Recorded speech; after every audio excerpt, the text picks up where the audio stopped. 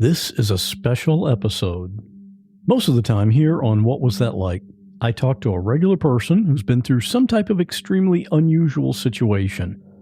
If you've just discovered this podcast, you can scroll through the episode titles and see that we've heard a lot of really big and unusual stories, and all of them are told firsthand by the person who went through it. But a lot of times, a listener will contact me and say, "Scott, I've just binged all of your past episodes and I need more. What's another podcast where I can hear more stories like this?" And my recommendation is this: The Secret Room. The tagline for The Secret Room is a podcast about stories no one ever tells. If you like really interesting and unusual stories, and I know you do because you're listening to this show, you'll definitely want to check out The Secret Room. The host is my friend Ben, and I think he and I have a lot in common. He has a lot of empathy for his guests, and he has a knack for finding stories that just make you sit back and think. And then you go and binge all of the past episodes. So today, I'm playing for you one of my favorite episodes of The Secret Room. It's called Daughters. I really like this story for a bunch of different reasons. I think you'll enjoy it too. And this one is ad-free for everyone. And of course, at the end, we'll have a new listener story like we do on every episode here. You can find The Secret Room on the podcast app you're using right now, or you can learn more about the show at the website, thesecretroompodcast.com. And now, please enjoy The Secret Room episode, Daughters. Real people in unreal situations. There is a girl hanging by her broken leg from the telephone wire. And I called 911 and I said, I found a baby. I turned around. I see a gun pointed at me close enough I could touch it. She would hold our heads underwater all the time. He levels the gun, pulls the trigger, and I go down. Her eyes were full of tears. She didn't want to leave us. My hair catches on fire. I swear to God, this image is burned in my head for the rest of my life. I'm Scott Johnson, and this is What Was That Like?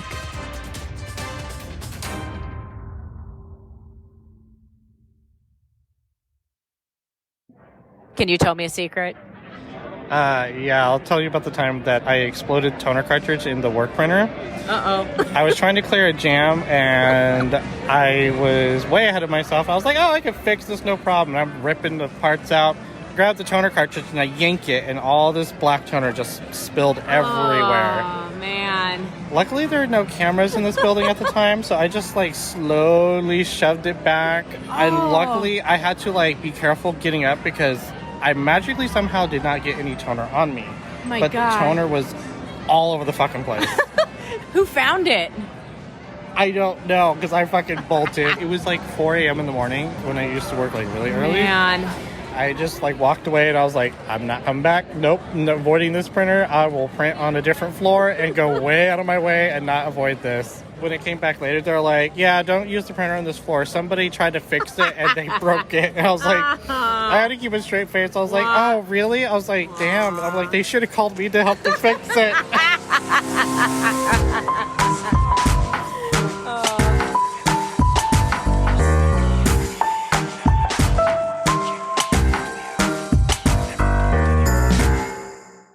It sounds crazy. It sounds like a Lifetime movie. I mean, it's just amazing. Oh my goodness. Kay joins me in the secret room today with a secret she's been holding for 5 years. 2015-ish is when I started to tell the lie. Okay. How many people know your secret? There's not many people that know my secret. Okay. It's a story of family and blood. Hi, my name is Kay, and my secret is that my answer to a common question people ask when they're getting to know you is a complete lie. If people knew I was lying about this fact, they would simply not understand. Some would even hold me in great disdain. I've got to tell someone. How old were you when the secret happened? I was 24, 25 when it began. And as you'll see, Kay's story snuck up on her. She said, "How are you?" And I'm like, "I'm fine." She's like, "Really? I thought I'd give you a little bit of time since it happened." And I'm like, "What happened?" And she's like, "Oh, you don't know?" I'm like, No. It involves a man whose character literally changed before her eyes. He would just whip out this wad of money. How did he react when you told him how you felt? Started screaming and yelling, and the mediator had to say, I'm going to have to throw you out if you're not going to calm down. And as you take this journey with Kay, you'll experience the very same turns that she did not see coming. This is actually coming up probably a secret within a secret, so a little bonus. Okay. Because probably only 2 people know this. Did Jeff know all this was going on? Oh yeah, he was part of it. He would go back into the office of the bar with these people. This is The Secret Room, a podcast about the stories no one ever tells. I'm Ben Ham. Ben, it was so funny.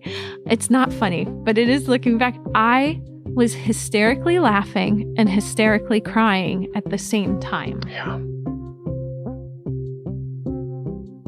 Mm-hmm. Okay. Perfect. Okay, I think we're ready to go. All right, sounds good. Terrific. Just looking for my questions. Hi, Dina. Welcome to The Secret Room. Hi, Ben. How are you? Thank you for having me. Well, you're welcome. I'm doing fine, and it's great to have you here with me. It's surreal that I'm actually going to be part of it. So neat. I'm so grateful that you reached out to share this amazing story. I'm honored that you thought it worthy of sharing. For sure. The way that you phrased your secret really touched me, and I'm just so interested to get to what it is you feel that you just can't tell people. And to understand that, I think we need to go back to a former relationship you had. Yes. Oh, yeah. That's where it all started. Can you tell me how you met this man? I was actually in the end of a relationship, and to get out of being confronted with this person, I would go out with a friend. She kept bugging me, come to the bar, come to the bar, come to this bar. It was at the bar that I met Jeff, and Jeff was actually the owner of the bar.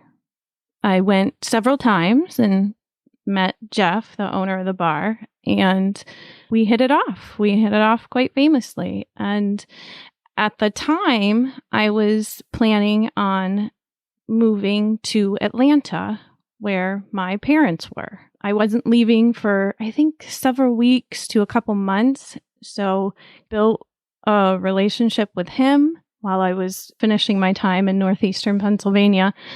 And when it came time for me to go, he was begging me not to go. He wanted me to stay with him. And I was like, I'm going. I want to be with my parents. So I left for Pennsylvania. And this was in the early spring of 2000, I believe, when I left. This is actually probably a secret within a secret. So a little bonus. Okay. Because probably only 2 people in my life, maybe 3, know this. I left for Atlanta and I drove down and took my car. I don't even remember what kind of car I had, but it was very old and kind of beat up. And there were these fumes that would come into the car when I drove it. On my way, I was like a day out of Atlanta. I took, I think, 2 days to get there. And my first night drive, I was feeling quite strange in a hotel by myself. And lo and behold, I took a pregnancy test and I was pregnant. And here I am going to Atlanta. So I was like, oh my gosh, what do I do? I have no idea. I think I actually ended up calling him and telling him, and he was wonderful. Like, he's like, I'll support you. I'll be there for you. Maybe you should come back. And I'm like, well, I just have to see. So I continued to go down to Atlanta and talked to my mom about it, and he wanted to be there. I was very, very early. So they actually waited. I believe I had to wait about 2 months for my first doctor's appointment. And he insisted, I'm going to come down for this. I want to be there for the very first appointment. So he did. He flew down. We were kind of happy, and, he got to meet my parents, and we went to the first appointment to find out there was no heartbeat. And the physician, she wanted to do round of blood work. And sure enough, I was pregnant, but the baby didn't survive. So they asked me, do you want to go in and have a procedure in the hospital to take care of this? Or do you want your body to naturally go through it? And I was like, no, please, I'll do the procedure.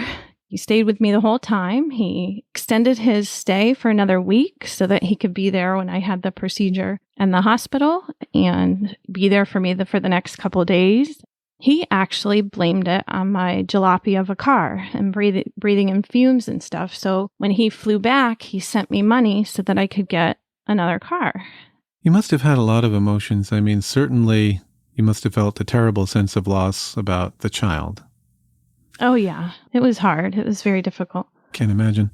And then I would think you also probably have a lot of emotions wrapped up in the relationship with this man that you've moved away from. Yeah.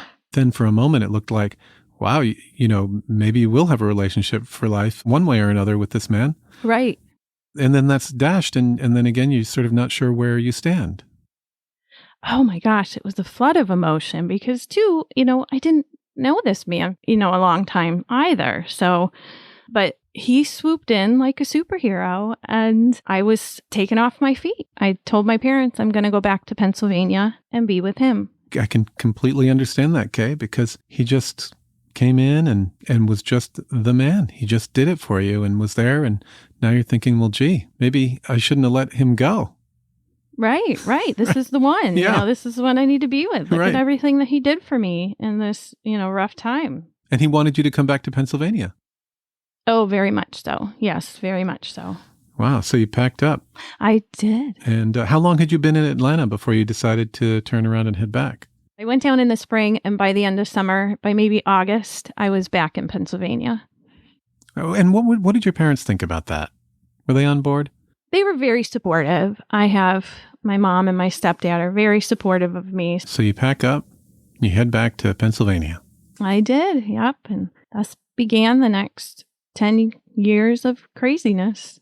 Well, 15, I guess. And so you moved in with him. Mm-hmm. I did. He got us this nice little apartment. So he owned the bar. He owned this bar in this town. And it was a family-run bar business. So his dad had it and passed down to him. And when I got back, he had a little apartment ready for us, a really nice little place, that, lock and key on the outside. And, I didn't even have to work. And we did the bar. Leading up to that, how was your relationship with him in that first year?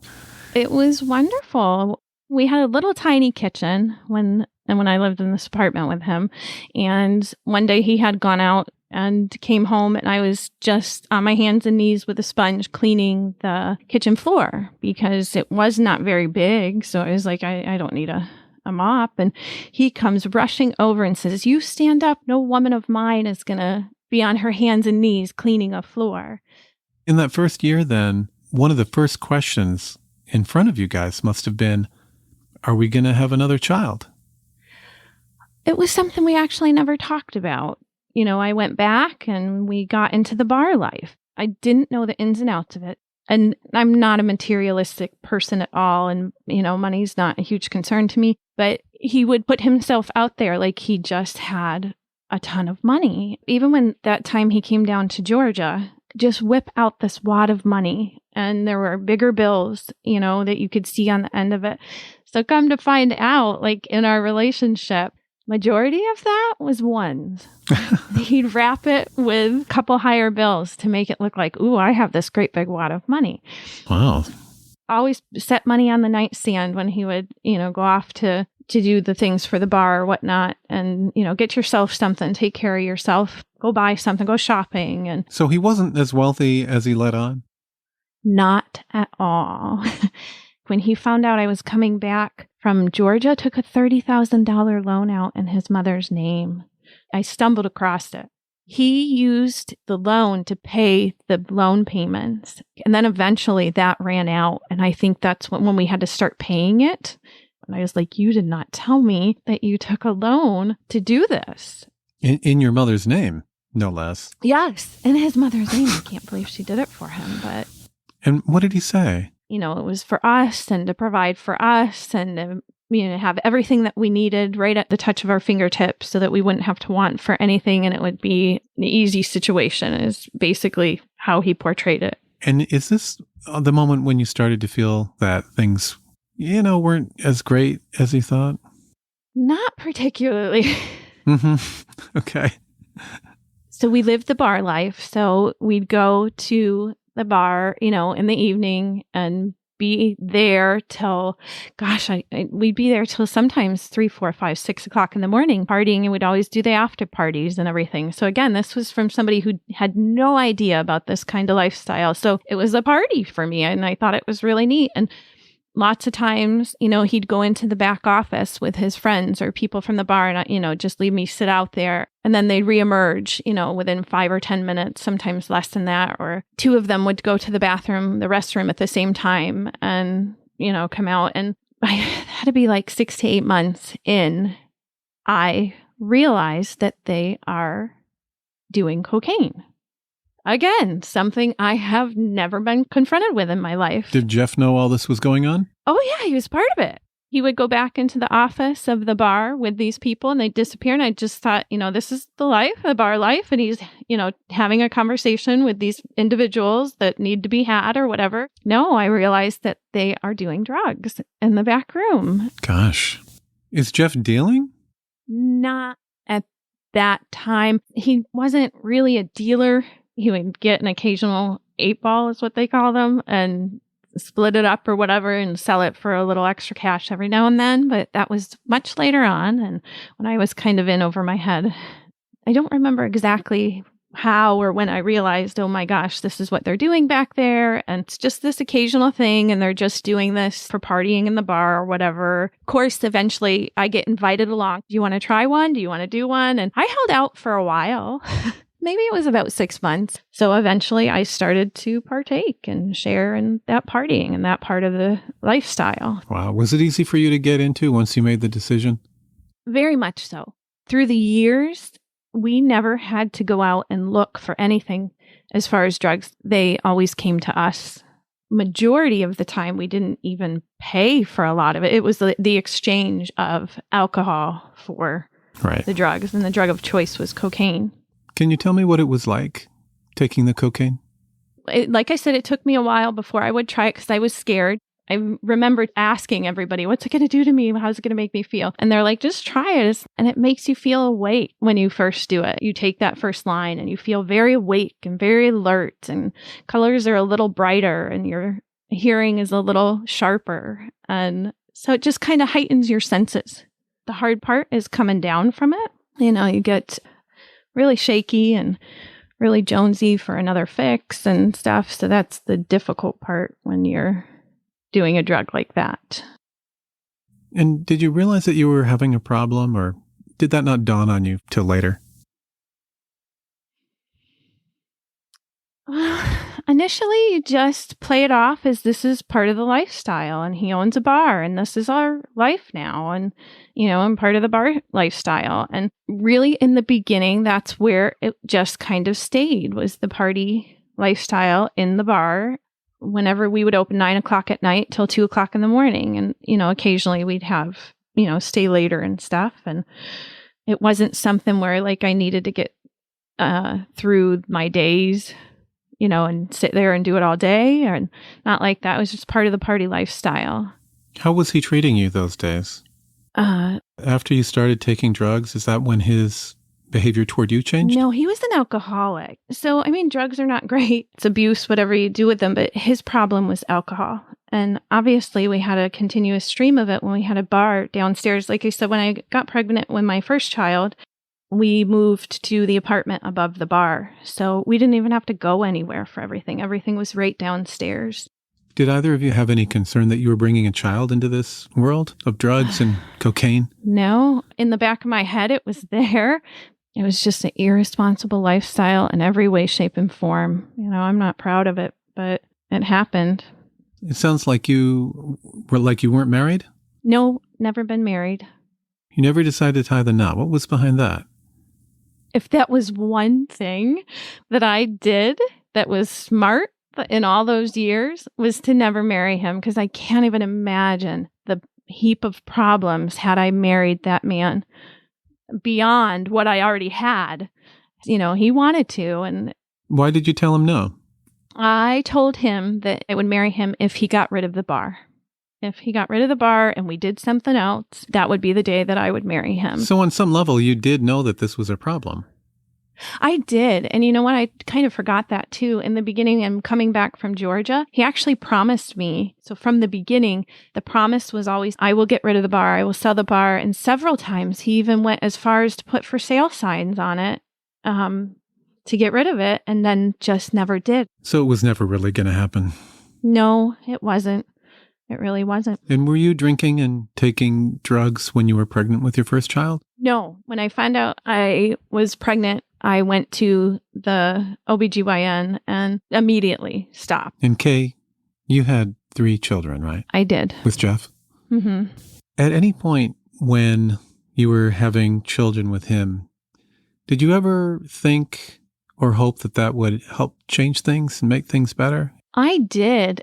I guess I would also ask, did any of the children have a positive impact on your relationship? No. And again, there's the empty promises, because every time a pregnancy would pop up, even in the first, I'm going to get better. I'm not going to drink anymore. I'll stop drinking. I'll stop doing drugs. I'll sell the bar. We'll get out of this and we'll be a nice family somewhere else. Every single time I got those promises. And no, I can't even tell you that anything changed for a period of time. It just didn't change. So part of you was like, changed. yeah, this is our lifestyle. This is how we live. And there's another part of you that knows that this is not healthy. Oh, yeah. Yeah. There really was. Were your pregnancies planned? No, none of my kids were planned. None of them were. So how was it having kids, born into this lifestyle? I was exhausted because... I'll bet. When I tell you... 3 kids alone. I look back on it and I don't even know how I physically maintained. Just being a young, healthy woman had to be it, because when I tell you, there were some times in a week I would get maybe 4 or 5 hours of sleep between the bar, between the kids, between him, between, everything that I took care of everything. He didn't help. I always called him my 4th kid, and he was the most difficult one to take care of. How did he treat you? He had an insatiable appetite for sex. That got much more depraved as the years went on. What do you mean by depraved?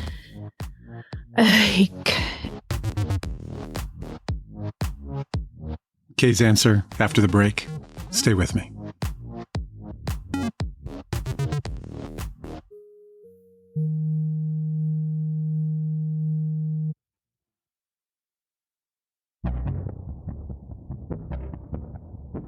Kay's pregnant by a man who's using drugs and has made unfulfilled promises to sell his bar. And now she tells us that his demands in the bedroom have become more and more demented. He did more and more disgusting things. It just wasn't in the beginning it was basically had fun, but like I said, it just got more depraved over the years. One of the things that he liked in the last few years was he wanted me to pretend like I was trying to get away from him when we were basically he wanted to pretend like he was raping me. And jokes on him, that's what I felt like. It was horrible. I would cry. It was horrible. I would cry, during it, but he was like, good show. No, it really wasn't a show. And he wanted to use different objects and stuff that I couldn't even imagine, that I would have never imagined that I would have done. I did satisfy him. And in that time period, when I used cocaine, most of the time it was to get through those times, because those were the hardest. He was a very happy, kind of annoying drunk, or when he was high, but hid the hangover, and the next day he was miserable and angry and hateful. Well, Kay, at some point you must have reached a breaking point. You probably figured there was something you just had to do to resolve the situation, right? There was. What did you do?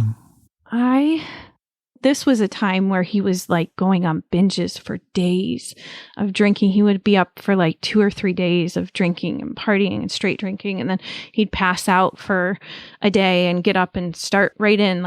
I'd have to bring him a shot so he could get out of bed and just segue into the next binge. My mother, we kind of hatched a plan, very poorly laid. hindsight's 2020, and I probably could have done it a million different ways. But she eventually came up one time. We were going to wait for his next bender. She picked a week where she flew up and stayed with neighbor. And in a week, he's definitely going to go on a binge. I want to say the day she flew up, he started a bender. So she didn't even have to wait long. I think we waited 2 days. He partied and stayed up and drank for 2 days and passed out. And my mom came over and we scooped up just the necessity. I think I got like 3 garbage bags full of stuff. And I went back to Georgia with her, back to Atlanta. You took your kids? I did. With the girls. Are there any laws against that? Well, we weren't married. So there really wasn't. And this is the stuff that I didn't know. The week I went down, had an appointment at some point in like the first week that I was there with a lawyer, but I didn't get to the lawyer in time. Jeff got to the lawyer in Pennsylvania before me, and I got served with a summons that I had to bring the children back, and he was taking me for full custody of the children. Had I gotten to it first, had we had that appointment with a lawyer, and had I done it first, he would have had to come down to Georgia to go through all the court proceedings. No kidding. But he did it first. Oh my gosh. Again, we weren't married, so there was no custody agreement that had ever gone through a court system before. It was all about who did it first, and he ended up doing it first. So I ended up having to go back with the kids because he did it first. I had nowhere to stay, and there was a neighbor lady that I was friends with that was right next to the bar, and she ended up letting me stay there. Did you see him during the day or at night? They gave a temporary order. There was a 50-41 split with the temporary order, so he would take them, 3 days out of the week, I think. His mother lived a few blocks away, and so majority of the time the girls would be with the grandmother. But we had to go through a custody dispute. I got public assistance, and that's when I went back to school so that I could get an education. Just prior to graduation, they changed the laws to maintain the benefits I was getting, which was very minimal. My parents were sending me money every month so that I could pay the rent at where I was staying. But to maintain what I was getting, since I was a full-time student, I would have had to have done community service on top of being a full-time student of 20 hours a week.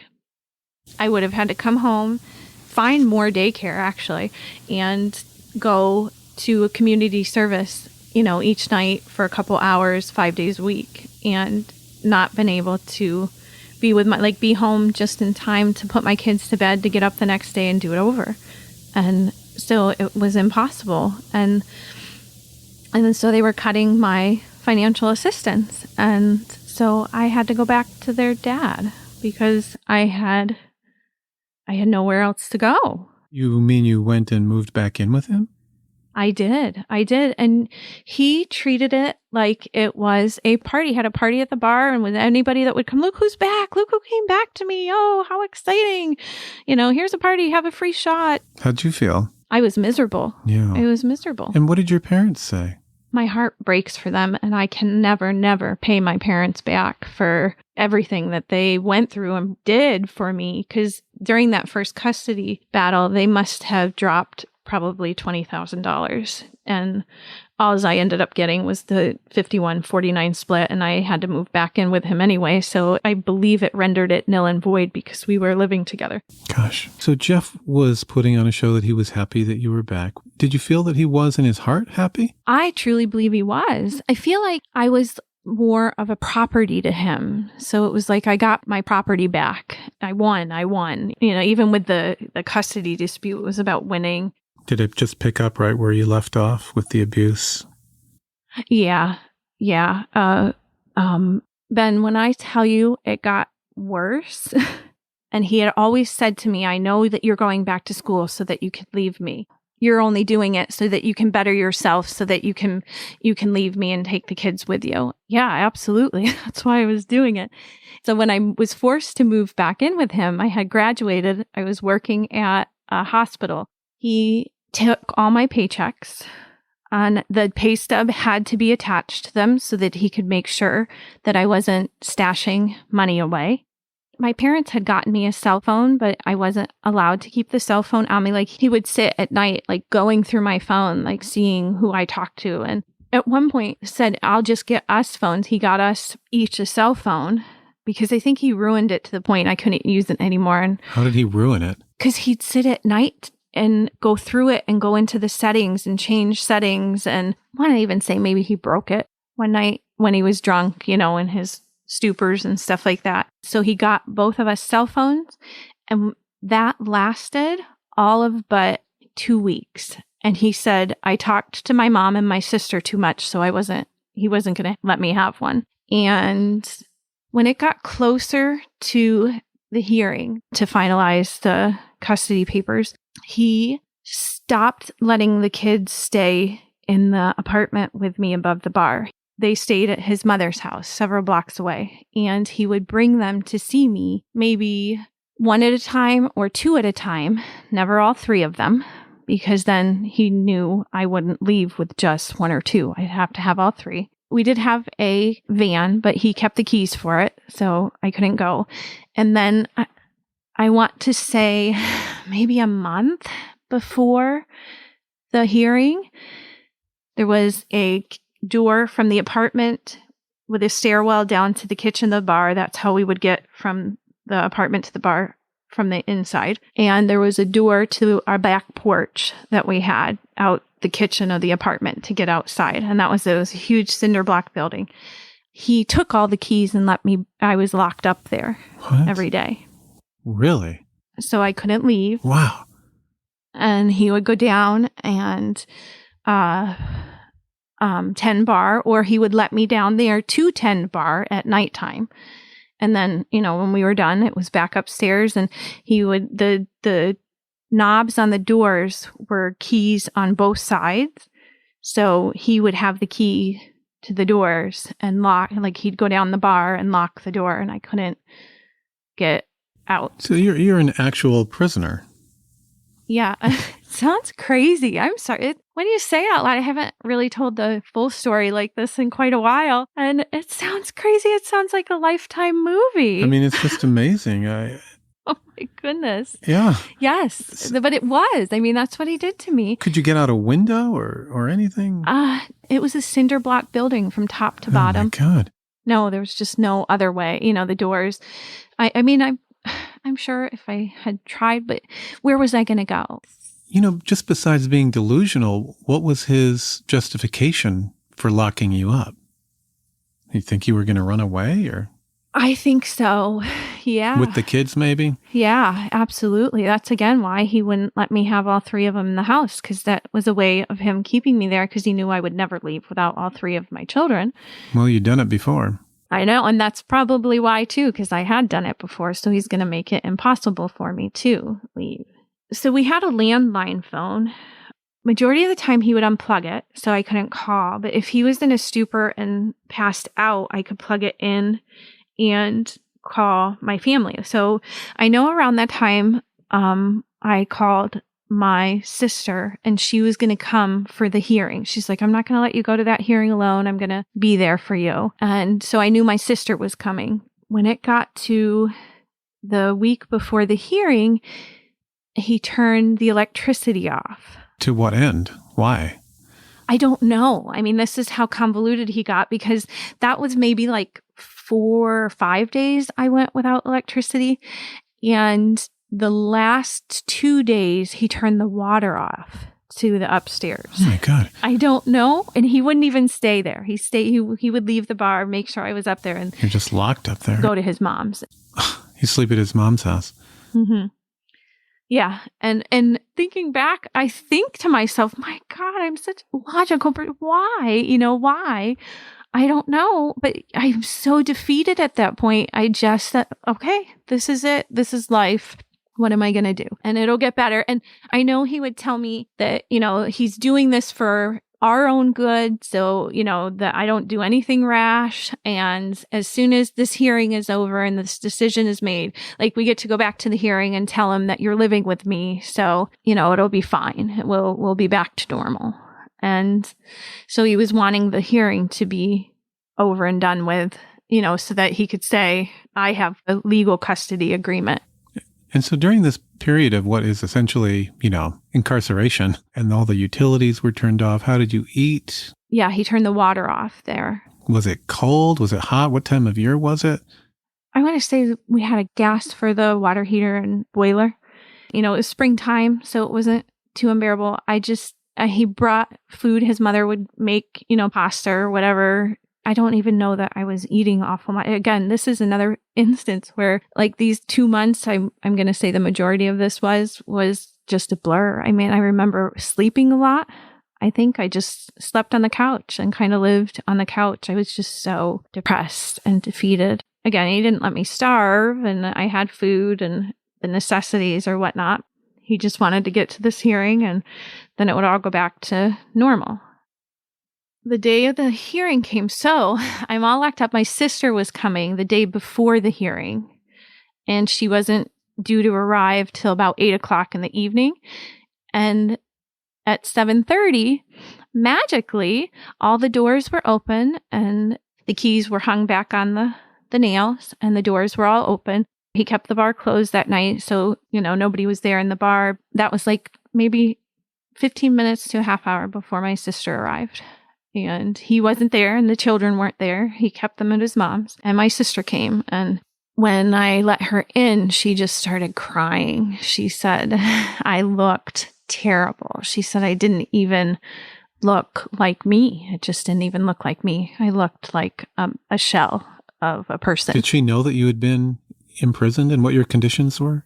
I think I probably didn't tell my family a lot of the things that were going on because they're so far away, and what are they going to do, and why am I going to bother them? And I'll just deal with it on my own. There's no sense in making them worry or making them hurt more than they have to, So I think my sister had an idea that things were rough prior to showing up that evening, but not the extent of it. And like I said, I didn't even have to say the extent of it. When she opened that door, she just broke down and cried and held me. We both did. She's like, let's go. You can't stay here. And we went to a hotel. And I remember she had bought Chinese food, and I was sitting on the bed, and I just couldn't even eat. I couldn't even eat. And I said, I'm going home with you tomorrow. I can't do this anymore. I just can't do it. She was living in Ohio, and she was like, what? How? I was like, I don't know, but I just have to. So we stayed in this hotel and got up in the morning. I think the hearing was like 9 o'clock in the morning, and went to the courthouse, and I couldn't afford a lawyer at this point. So I just went myself, and beforehand, his lawyer was there, and I said, am I able to speak with her?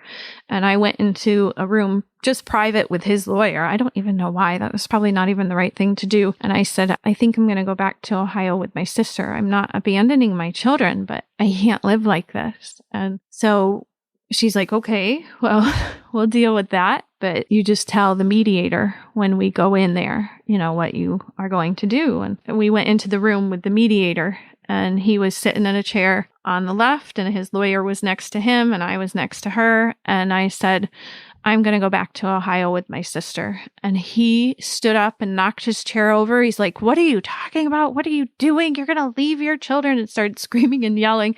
And the mediator had to say, I'm going to have to throw you out if you're not going to calm down. And because I totally took him by surprise, he thought we were just going to go in there, get the, court-ordered 50-50 split or whatever it would be. Actually, because we were living together, I don't think they would have done a custody agreement because we were living together. But I didn't even give the opportunity for that to be worked out. I said, well, whatever we need to do, I'm not abandoning my children, but I can't live this way anymore.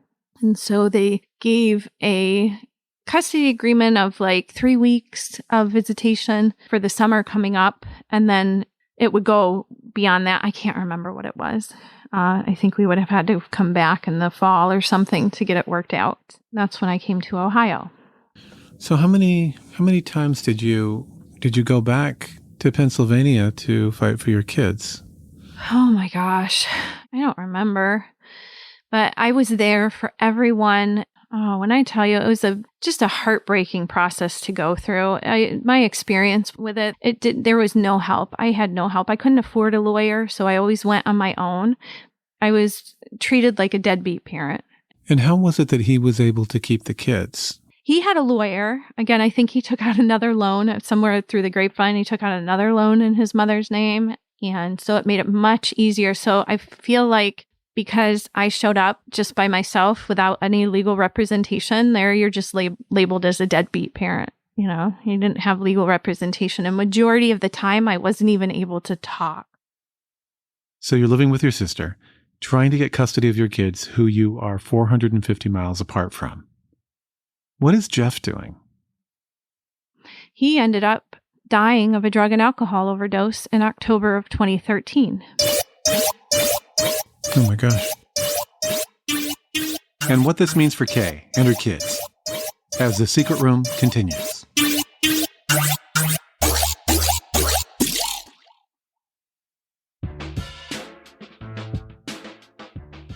Straight ahead, a stranger reaches out to Kay with an unexpected offer. But first, Jeff is dead thanks to the lifestyle that he led, the same lifestyle that Kay left behind. I'm still alive. I'm still here, and I'm living my best life at the moment, you know, set aside from not having my children. But if I had stayed, I very well could have ended up in the same spot he's at. And so who has custody of your kids? There was nothing that went through the court system. I feel like it was an accident that I found out. How old were your kids at the time he died? 12, 10, and 8. So young. Yeah, very young. So did they go to his mother? They did. Nobody called me. Nobody told me. And about 3 weeks to a month after, I get a phone call from somebody who's absolutely nobody, who has nothing to do with anything. And I truly believe it was just somebody calling to nib about the situation and get the quote unquote gossip about it. Called me and I answered. I'm like, hey, how are you? I hadn't heard from this person in a while. She said, how are you? And I'm like, I'm fine. She's like, really? I thought I'd give you a little bit of time since it happened. And I'm like, what happened? And she's like, oh, you don't know? I'm like, no, what are you talking about? I don't know. She's like, oh, I don't know if I should be the one to tell you. I'm like, oh my gosh, you have to tell me what is going on. She's like, well, Jeff died. And I was like, what? And she's like, yeah, it happened like almost a month ago.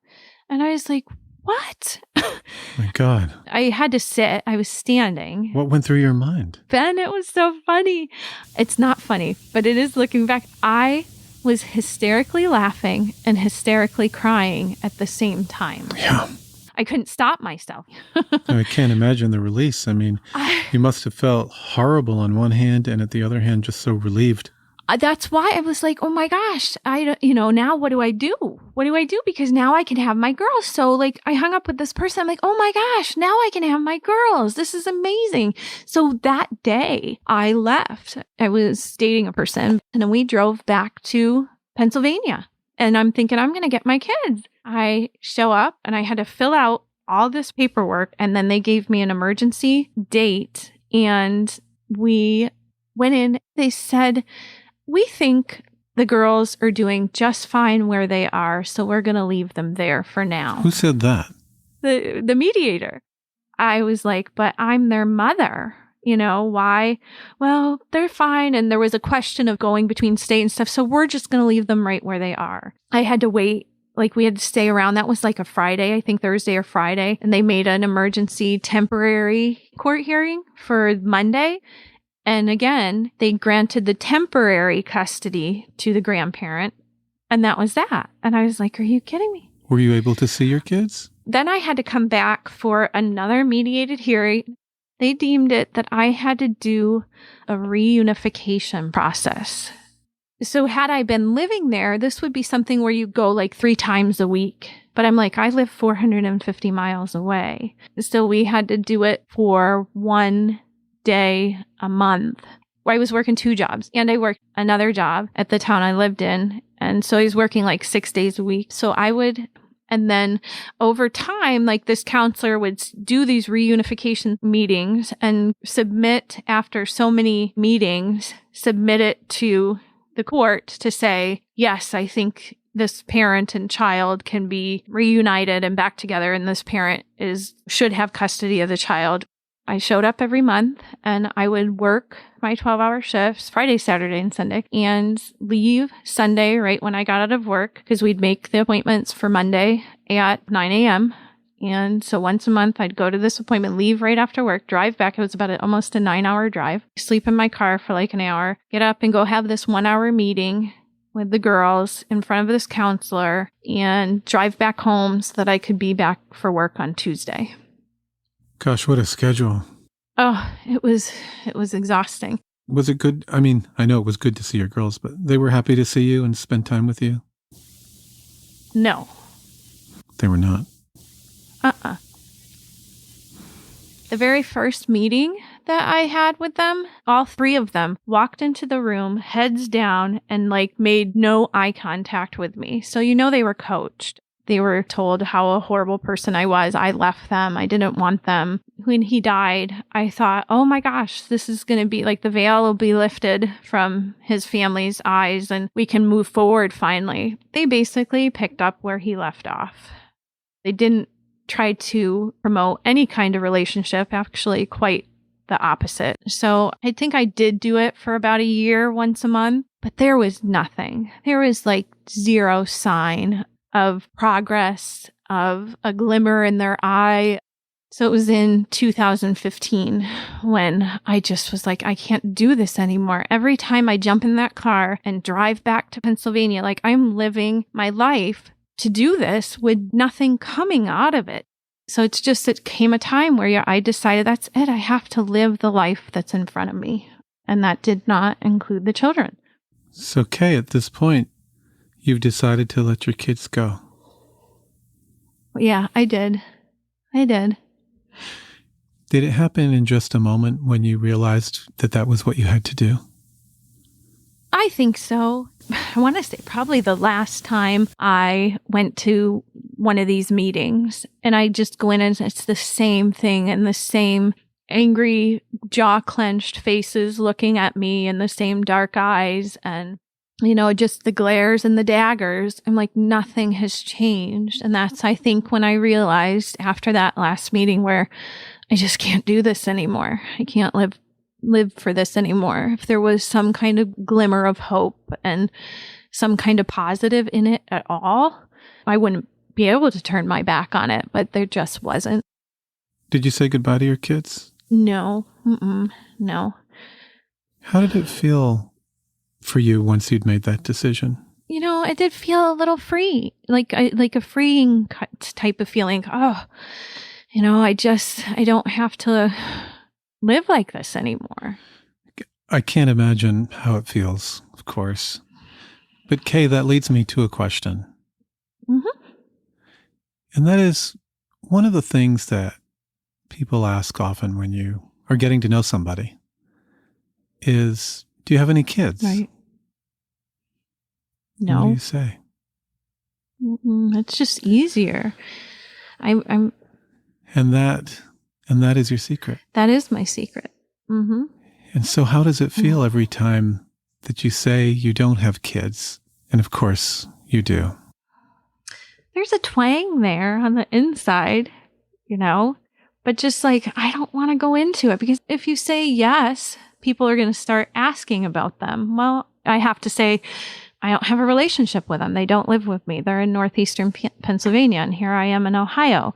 Well, why is that? And I just have to tell everything that I told you so that people can understand. I don't want to just leave it at that.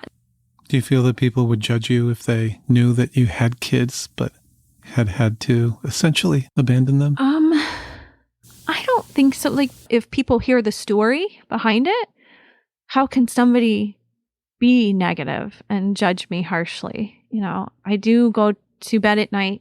I know I did the best I could and everything in my power to try to get my children, and then got to the point where it's not even like I'm trying to get custody. It's just wanting a relationship with them. And You've tried to reach out. I do every holiday, every birthday. Like for a long time, I would call. They'd just hang up on me. They'd pick up the phone and hang up. They wouldn't even answer. They'd turn off the answering machine, so I couldn't even leave a message. If I did get the rare instance where I'd get to talk to them on the phone, somebody would inevitably pick up the other line and start a screaming and yelling match. And so you just couldn't get through. So phone calls just weren't a good thing. And so over the years, I always send flowers on birthdays, holidays, special occasions. Always make sure my contact information is on the card because, again, I don't even know if they're getting the things that I send. So painful. How often do you think of them? Oh, every day. I mean, it's just not a day that goes by. Of course. I don't think of them. Mm-hmm. You told me in our discussions leading up to our interview today, if people dig through your Facebook page, that they might find some pictures of you and your kids. Oh, yeah. Mm-hmm. Early on. You leave those up there. Is that so that somebody might find them one day? Or why do you leave those up there if you deny you have kids? Because they're there. I mean, that's early on. Those are like, I think I actually looked. So the last pictures I have were from 2011. Are you married now? I am. And you know what, Ben? There's another little bonus secret. Yeah? Only one other person knows that. Only one other person knows what? That I'm married. Wait, what? Yes. People know you're in a relationship. They do. They do. But they don't know you're secretly married. We are. Why is that? We have a wedding scheduled for October 3rd this year. And if you want to come, I'd be more than awesome to have you there. And here we're doing it at the Renaissance Festival here in Ohio. But wait, so you're having a wedding, but you're married. Right. Already. We did. We snuck. You're going to have a celebration. We are. We're going to celebrate. But I haven't told anybody. We did go to the Justice of the Peace in December and got married because he can put me on his health insurance. And that's one less payment. It's cheaper for me to be on his than have my own insurance. So why didn't you want to tell anybody that you guys got married? Because I want to save it for the day that we get. I want people to think that they're sharing in our marriage. It's the first time I'll ever be married, so right, and the last. It means something. Yes, very much. Right. So. Taken me 43 years to find the right one. Well, congratulations. Thank you. That's great. And as long as we're kind of on the upswing here and pulling ourselves out of this really very tragic story, right. Since the time that you sent in your secret and the time that we're talking now, which has been a few months. Correct. You sent me an email and said that you've got a really happy update. I do. Imagine my surprise. Probably about like a month ago. Oh my gosh, what could have happened? I'll give you a clue. A stranger reached out to Kay with an offer. Find out what it is. Stay with me.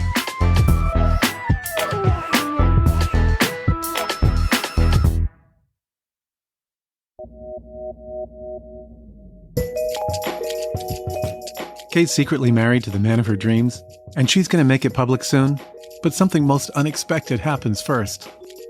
I was at work. I get this text message that said, "Hello, are you this girl's mother?" Okay. And wow. I was like, wow. Okay. Where did this come? And I'm thinking, at first you think in my head, I'm like, is this some kind of joke? Like, I don't even know how to process this right now. And here I'm at work, and I texted the person back and said, "Who is this?" And they said, "I am a good friend of your daughter's. She's been wanting to reach out to you for a long time, but she feels like the people in her circle will not appreciate it, not like it, but like I'm facilitating it." Oh my gosh. And I was like, oh my gosh. You must have just exploded with joy. Oh, I couldn't even imagine. This was right before Christmas. And I'm like, oh, this is like the best Christmas present ever. So you got this call about a month ago. Yes. And so what's happened in the meantime? No. What's going to happen? Tell me. She feels like she has to keep it from her siblings and the family that she's with because they would be very angry at her for reaching out. She might suffer some repercussions from that. So she's using her friend's phone when she sees this friend whom she doesn't see often. Okay. How old is she? 14, my youngest. Just a young girl. And so how often are you communicating with her? We have only talked through text messaging once, is when her and this friend were together. She didn't have a lot of time. She was in close proximity to the family and the siblings, so it was just a quick. And since that conversation, the friend and her had a falling out. So the friend got a hold of me and said, Okay. I think I screwed up, and we kind of argued, and I don't know what's happening. 2 weeks ago, the friend said that I think I'm going to be with her next Sunday, like in 2 weeks, which would have been this past Sunday. So I was waiting and I didn't hear anything. I'm sorry. I'm just waiting. It happened. She'll find another way to get you. That's what I said. I mean, at least I know she has my contact information. She definitely reached out. Probably the third text she said to me was, Mom, let me take a sip of water. Yeah, of course. This one's a little... She said, Mom, I forgive you. I forgive you for everything. Oh. Sorry. It's okay. I'm so excited for you to actually talk to her. Yeah, so that was like the third text she sent me. And so that was really exciting. And then she did ask me, can you tell me what happened? And I said, I don't really want to get into that over text messaging. We've got a long way to go from where we are right now. I said, I don't understand. We're two very different people than the last time we, saw each other. So, we can take this really slow. I think it's positive if we take it slow. And she seemed to be okay with that. It's there, and the line of communication was opened, and I can't be any more blessed than that at this moment in time. That's nothing that I ever expected. So excited for you. Thank you. Why did you want to tell your secret today?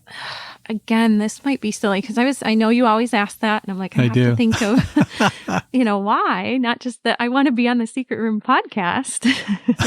Initially, when I was thinking before my daughter reached out, is that maybe the right person will hear this and it'll cause a domino effect of me being reunited with them.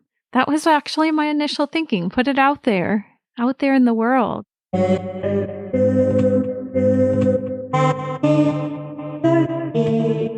hope you'll keep us up to date. Oh, yeah, absolutely. Wow. What a story. Kind of just unloaded, huh? I just feel so overcome with emotion for you and everything you've been through.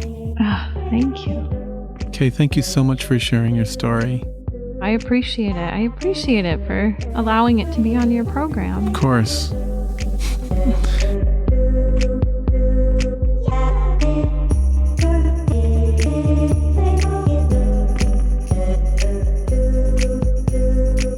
We leave Kay with her secret, and she's full of hope for the future. You can tell it just means everything to Kay, can't you? And wouldn't it be great to kick off married life to be reconciled with her daughters? Kay showed me some pictures of precious memories where she's enjoying the outdoors with her daughters. 2 of them are from behind, so you don't even have to worry about blurring anything out. And I wonder, do you also have maybe like a picture of the bar or the apartment? I can look. I might be able to wrangle up something when I get off with you. Oh, and she found pictures in full glory of the bar's exterior and interior. And of course, you'll see the second floor where Kay was falsely imprisoned. The pictures are posted now on Instagram, Twitter, and Facebook. Our handle across all social media is @SecretRoomPod. And with breaking news, I'm Susie Lark. On the next Secret Room Unlocked, I'll have an update from Dina on what's happened with her daughters in the 8 months that have passed since she sat down for today's interview with Ben.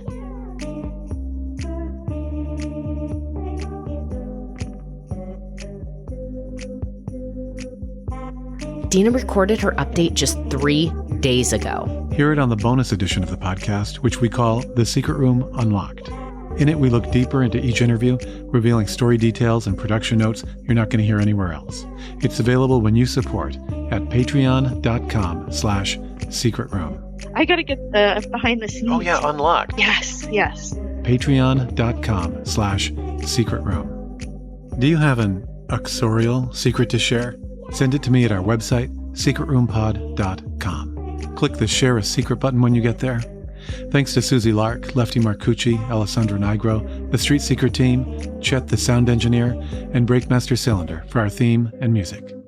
This indie podcast that could delivers fresh secrets directly to your phone every other Tuesday night. So see you in 2 extremely short weeks when someone new steps forward to share yet another amazing story. This is The Secret Room, a podcast about the stories that no one ever tells. Pod on K. Pod on, Ben. I'm Ben Ham.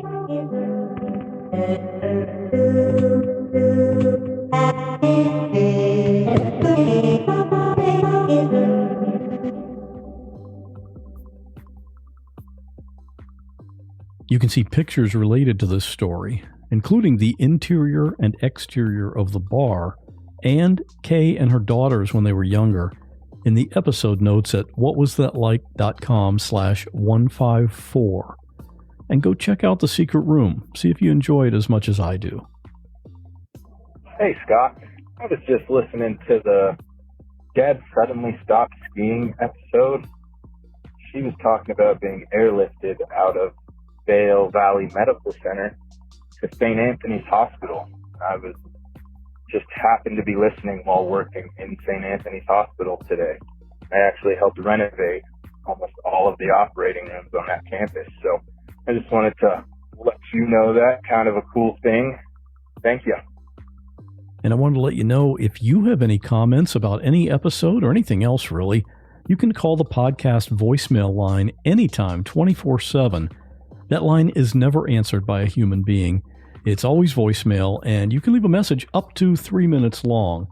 So you can leave a comment, a question, or you can call in your own listener story.